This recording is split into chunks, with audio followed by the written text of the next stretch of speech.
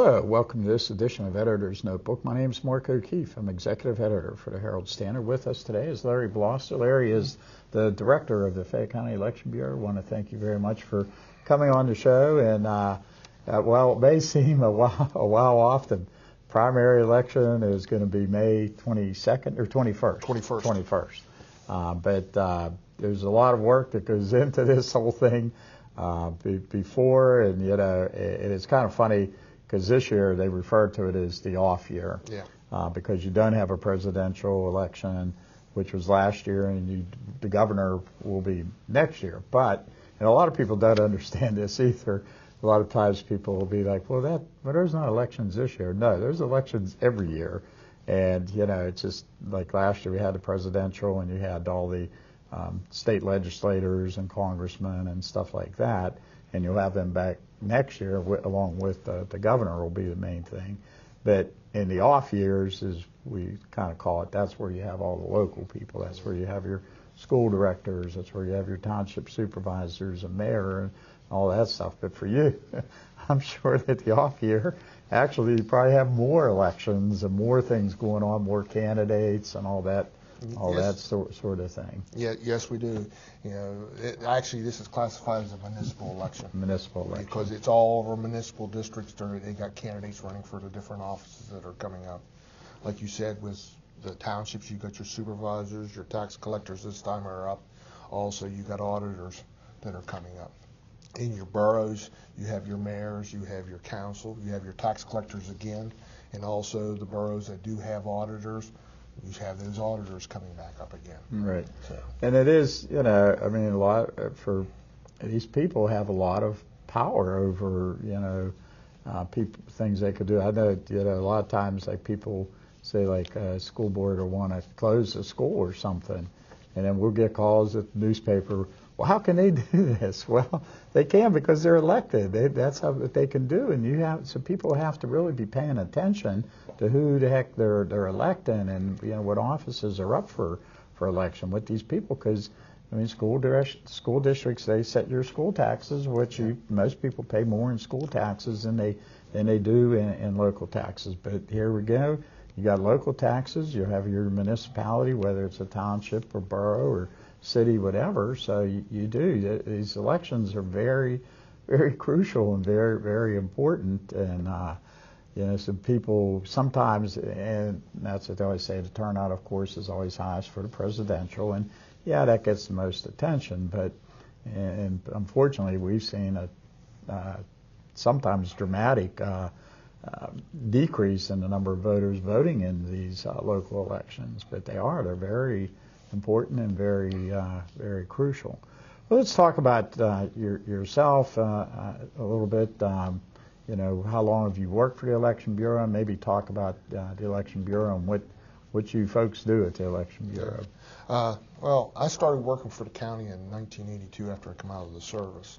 I worked in the Buildings and Grounds Department, and then in 1984 I started to work as a voting machine technician, with doing the programming and the maintenance on all the voting machines at that time. That was part-time basis, besides my regular duties with Buildings and Grounds. In 1999, I was put into the Election Bureau full-time as their voting machine technician. And from there, in 2010, I was given the opportunity to be the director of the elections for Fayette County.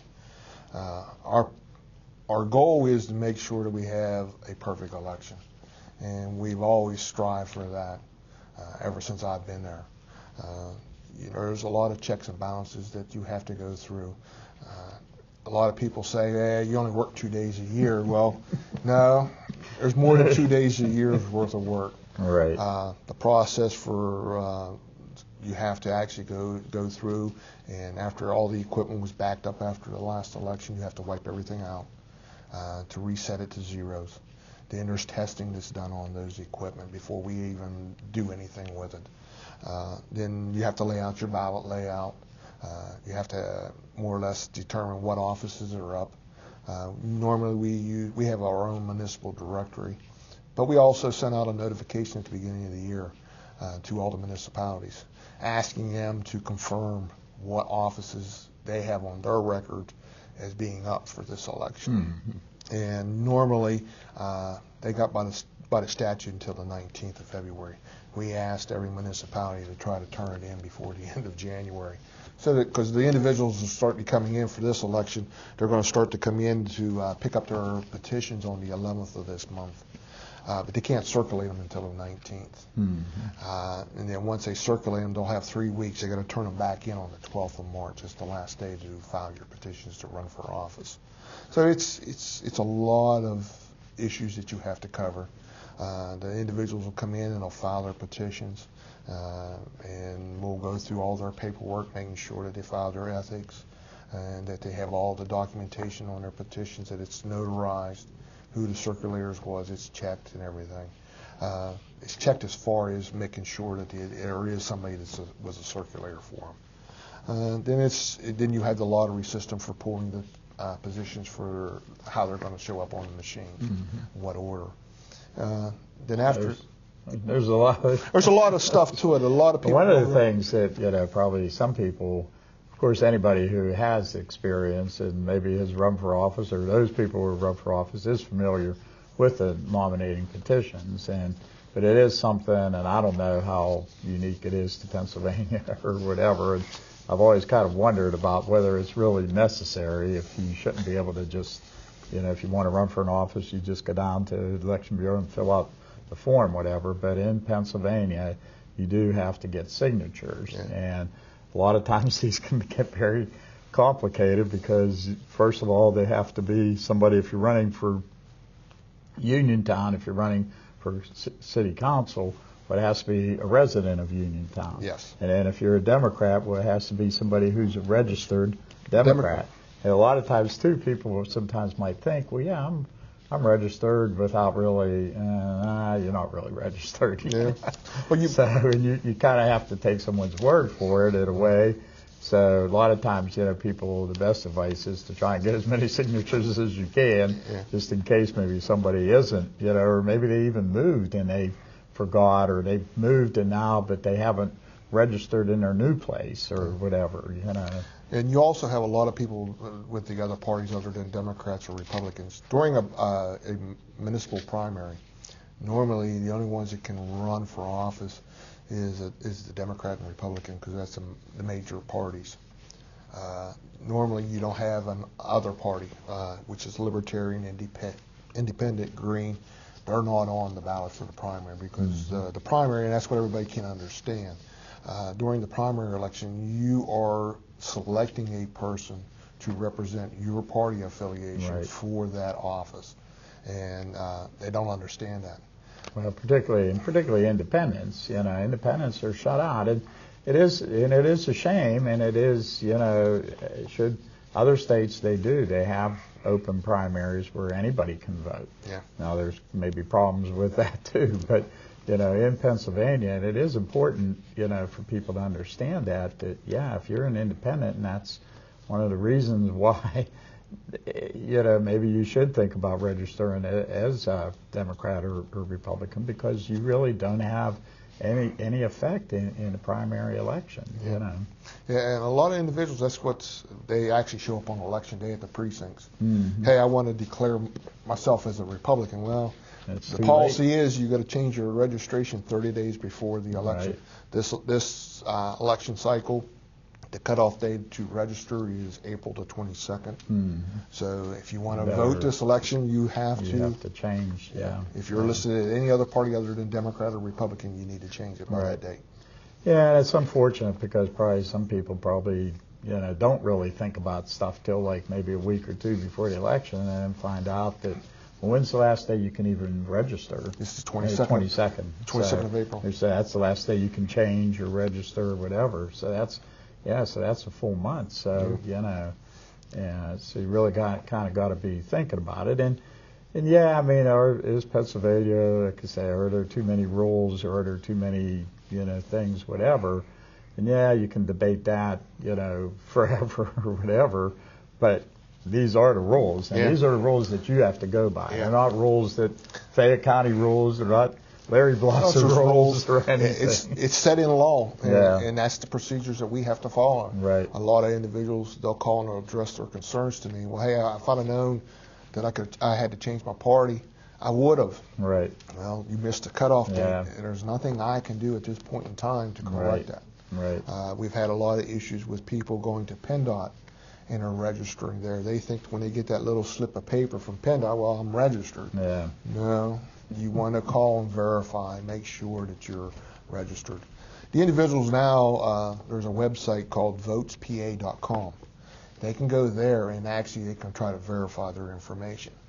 The only thing is it has to be precise. You can't put Tom for Thomas. It has to be exactly how you feel you were registered.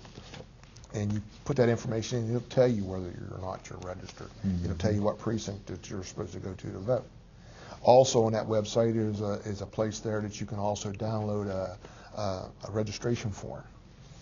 And I've had a lot of issues with people. Well, I loaded it down, I emailed it to you.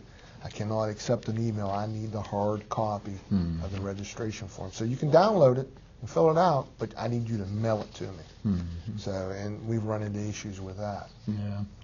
I know too, you always kind of run into issues at the last minute things and stuff, but again, that's really nothing, not your doing No. or whatever. And I think it has to be by 5 o'clock on that March 12th or whatever, and so you really kind of got to look at these rules if you are, particularly if you're thinking about running for election or whatever, and even if you're thinking about voting, just to be sure that that you, if you haven't registered, that you register on time, and Yeah, and like I said, they can even go to their local post office. We normally provide the registration forms to all the local post offices that are there at the counters. And then you got to do is ask, and the postmaster should direct them to it.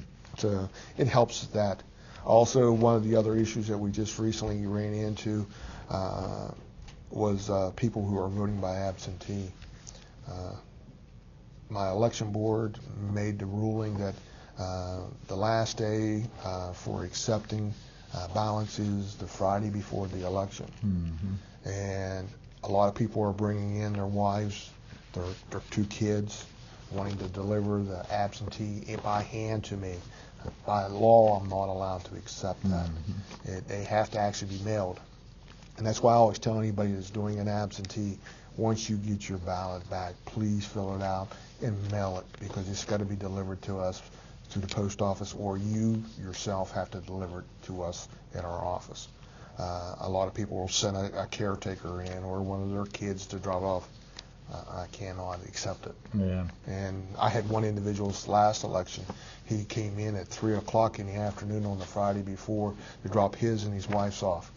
I can take yours, I can't take your wife's. What? I can't take it. He said, well, I'll take it to the post office. Well, I hate to tell you, the post office has already been delivered, so it's going to be late. Yeah. So, yeah. And once it's late, there's nothing I can do. Nothing you can do. Yeah. Yeah, that absentee ballot thing last time, boy, that was a real. Yeah. In the last election for county commission, turned out to be a real kind of sticking point, And you do have these things that do come up, but like you say, it's not really you setting this; it's you trying to follow the law as best you can, and that's why you have a solicitor and an attorney who is familiar, because even with the election code, it's not always 100% clear. Yeah. Well, in there, and you have rulings and all kind of different things, Well, that's what would come up with this last election. They had the hurricane that hit the East Coast. Well, we had how many responders that were taken from this area and taken out to these disaster sites, New Jersey, New York, right? All on the East Coast. Right. Those individuals, last minute notice, had to go, and they was calling me repeatedly, hey, what are you going to do? There's nothing I can do. And luckily the governor stepped in, and he did an emergency thing for them, executive order, and allowed them to do as emergency responders. Other than him doing something, there was nothing that my office could do for these individuals. Right. And I tried to emphasize, I felt sorry for the individuals, but there was nothing, my hands was tied, I had to follow the law. Right. So. Okay, we're going to take a break right now. Stay tuned. We'll be right back. At theherald-standard.com, our mission is to provide news, information, and services to enable our communities to prosper. Every day, we strive to achieve this goal through 3 dynamic products. Wake up each morning to a copy of the Herald-Standard.com newspaper delivered to your home. Enjoy the e-edition and exact replica of our print product on your computer, tablet, or smartphone. Or secure unlimited access to our full-coverage digital news site online at heraldstandard.com.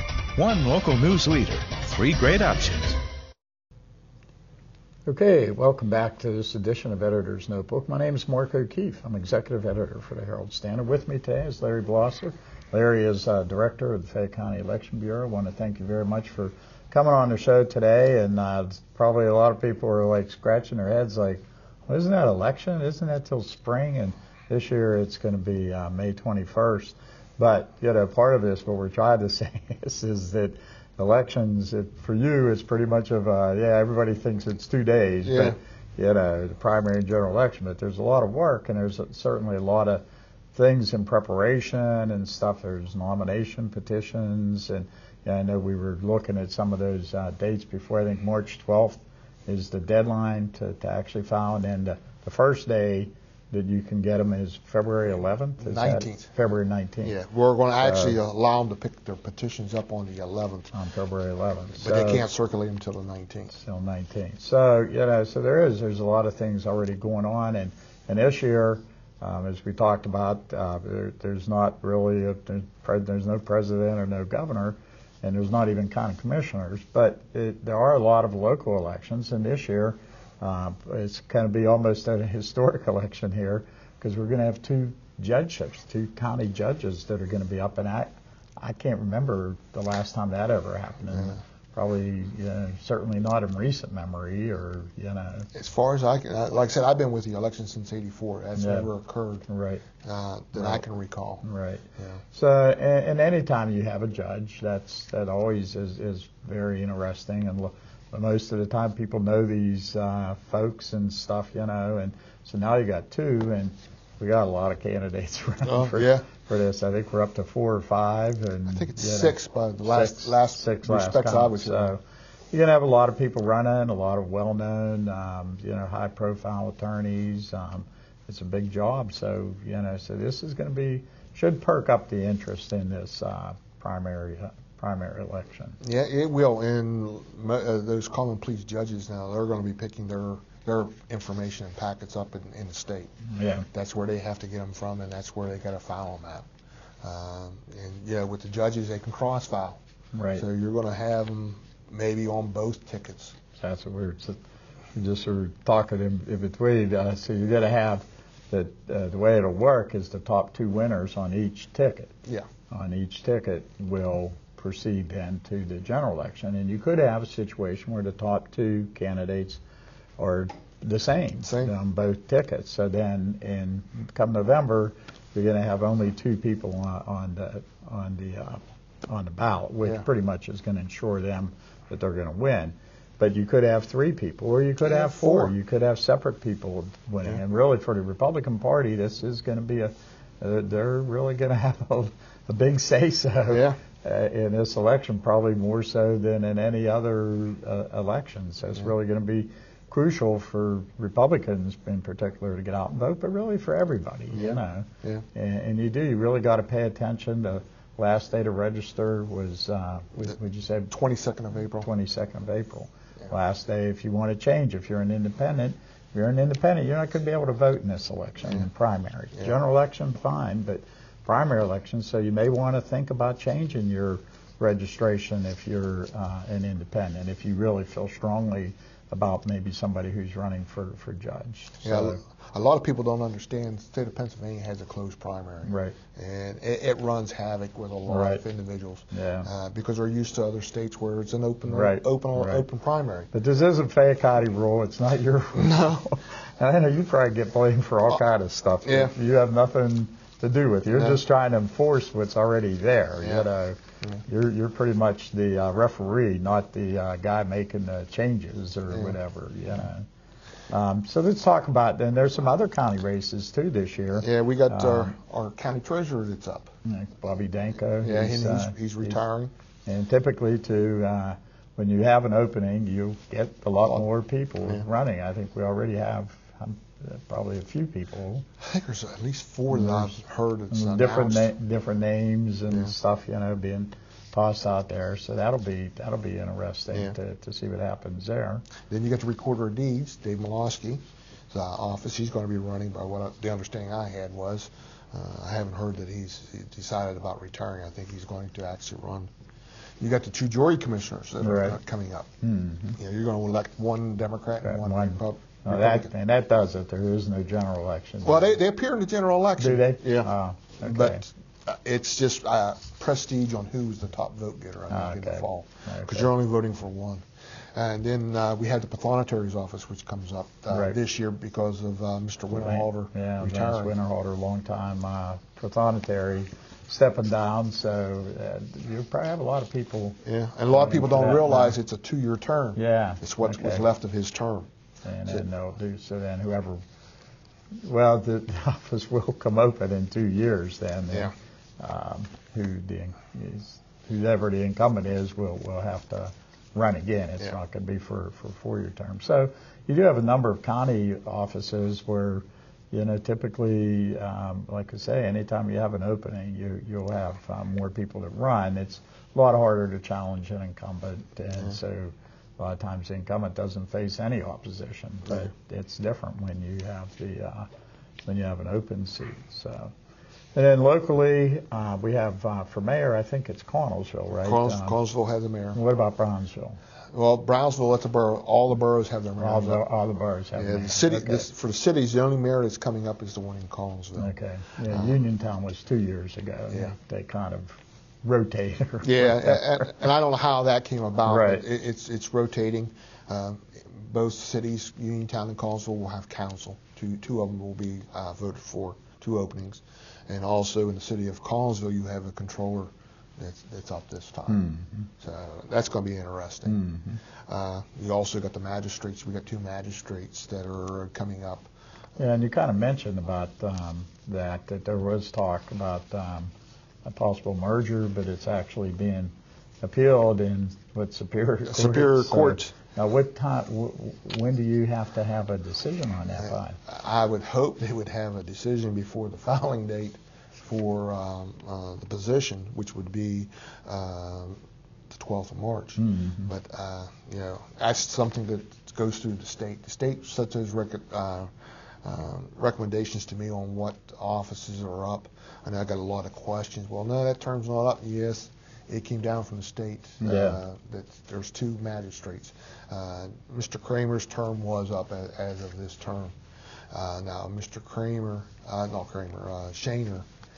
had to retire, mandatory retirement, and that's after this year. So that's the other position that's coming up. It's coming up sooner than what it should have, but it's going to be for the full term. Like I said, and we also got our school directors that are coming up. Is that 4 for each school I think district? that's 4 for each school district that's running this time. Right. So, and that's going to be interesting because they can cross-file. Right. Right. Yeah, that's always. And I know that's always interesting. What I always tell my people with the paper is, they're separate elections. You can't add. Now, in the general election, you do add because it is the total of the most votes. But you have to look at them as separate elections, Democrat and Republican. And like you said too, sometimes people think they can vote for vote Democrat and Republican. No, you can't do that. Well, and that's an issue that you have with these school directors. They're going to be cross-filing. So eventually, in the end, you could end up like we did the last time. The school directors, I think the one school district we actually had. They was voting for 5. All 5 candidates had made it on both tickets. Right. So then, pretty much general election, you're not going to have too much of a choice. Yeah. So let's talk. We're kind of running out of time. Let's just talk too about the at every precinct you have a judge of elections, and you have a minority inspector and a majority inspector. So, like you were saying, the numbers for these people are really starting to kind of dwindle, and the thing is, it's mostly older people who are doing this. But you need these people to certify things, to count things, It's very, very crucial, and like you say, it's really a concern kind of going forward with like younger people have to start becoming more involved in this. Yeah, and that's what's sad. The older generation, as they're dying off, the younger generation that should be stepping up to the plate aren't. Those positions are coming up this election. Yeah, so people can actually vote for these positions, but I mean, how many?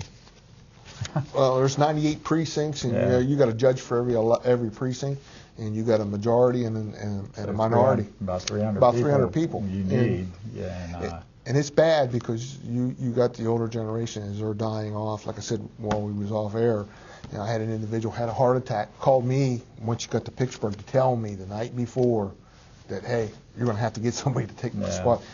These individuals are so concerned with the elections that she's down there worried with her heart condition. She's more worried about the election cycle than what her health was. Right. And you got dedicated people on there. And But hopefully maybe we can get the younger generation interested in participating. Like I said, these positions are coming up this year. Right. Hopefully they'll get petitions. Some people have got to start, younger people got to start picking it up because, what is going to happen. I mean, you need these people at each of the precincts to make sure that the elections are done according to law and done fairly, and so it's very crucial. Yeah.